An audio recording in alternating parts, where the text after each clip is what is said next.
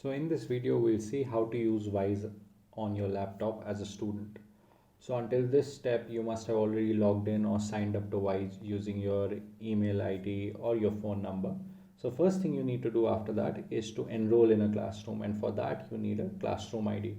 I'll click on the join classroom button. It will ask me for a classroom ID. So let me see if I have a classroom ID. So this is something that my teacher would have sent to me.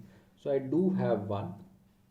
And similarly, you would also get a classroom ID from your teacher or from your institute, and you need to enter that here. So once I click on send request, this request goes to my teacher, and my teacher needs to accept this request, and once they accept the request, only then I can be part of their classroom.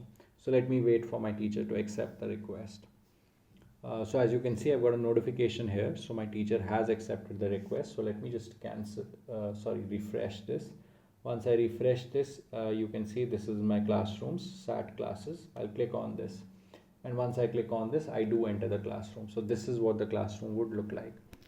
So there's overview, discussion, test, resources, assessment, settings. This is the schedule of my classroom. When all would the live classes happen as set by my teacher. Now the first aspect is how do I attend live classes? So for first live classes to happen, my teacher needs to start the live class. So once my teacher starts the live class, I should ideally get a notification. You can see I've got a notification because I've enabled that. And at the same time, this button has also become active. So let me click on this. So once I click on this button, it redirects to Zoom. And as you can see, it takes me through the Zoom interface. And now I am part of the live classroom that my teacher has started. So let me just wait. So now this class is ended by my teacher, and let me just go back to the Wise interface.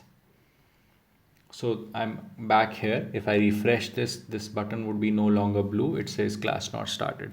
So now let's look at the other features. Like the other feature is discussion. Discussion is something that my teacher would use or other students in the classroom would use for communication.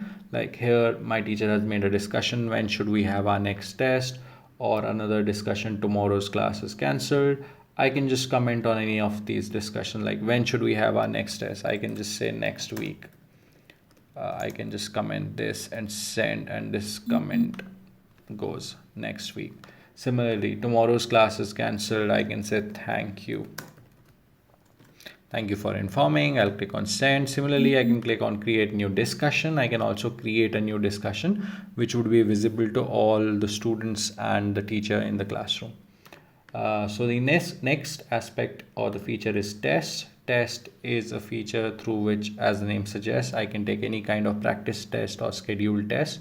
Right now this is upcoming. What that means is there is no upcoming test in the classroom right now.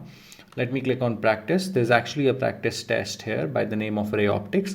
I can click on take test and take the test. There are other tests as well, past the ones that have happened already. I can go there and have a look at my results, and live tests that are scheduled right now. So let me click on take test. So once I click on take test, it takes me to the test interface. I'll click on start test. I can see the question paper here. There are 30 minutes I have for this test. I can read the paper and attempt. So right now I'll just randomly attempt this just to show how to attempt this. I can clear the response. Let me just submit. Yeah, normally I'm far more sincere on my test than this. So the test is submitted. It will redirect me to the test interface. If I click on practice test again here, now it shows me view result. So I can click on view result, and it would show me, oh, I've got -1 out of 80 marks. Obviously, I just entered the responses for the sake of it. It tells me all the questions I've done incorrectly, and the question I by mistake did correctly, the last question, and the question that I've not attempted. So anyways, I'm sure you'll get better results than this. So I'll go back. The next thing is resources. Resources is a very useful feature for teachers to share study material with their students. So as a student, I can access all the study material shared by my teacher. As you can see, they've shared 2 videos of physics. One is Rest and Motion by Imbesat, and other is Laws of Motion by Khan Academy. So I can just view these videos on YouTube by clicking on this.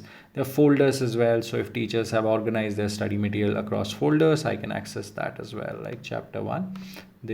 Both these folders for the time being seem empty, but you can imagine that teachers can share files, links and other things in these folders. Then the other feature is assessments. Assessments, think of it like this could be used for homework or subjective tests by my teacher. So there's this practice test. This is the details of the assessment, like start time, deadline, maximum marks, attachment, and I've already made the submission here. So but teacher has not checked this, so it says not yet evaluated. So if I look at home assignment 1, another assessment, there's a question paper as well. Let me click on this. So this is the question paper here. So I'll just close that, and how I make the submission is I click on select files and I make a submission. Let's say any one of these files. Let's say this file I'll upload, an Excel file. Let's just assume that is a submission. I click on upload submission and this is uploaded, and my teacher would get a notification that this is uploaded. And once they check this, leave remarks on this, I will get remarks here. So these are all the features of the classroom. Settings is the only option available here is in case I want to leave this classroom. I can click here and go back to my home screen. This is all my classrooms. In case I am a part of more than one classroom, all those classrooms would be here. And how do I join those classrooms? The same way. I'll click on join classroom, enter that classroom ID, and be a part of that classroom as well. So I can be a part of multiple classrooms, as many classrooms as I have on Wise. So this is how you use Wise as a student.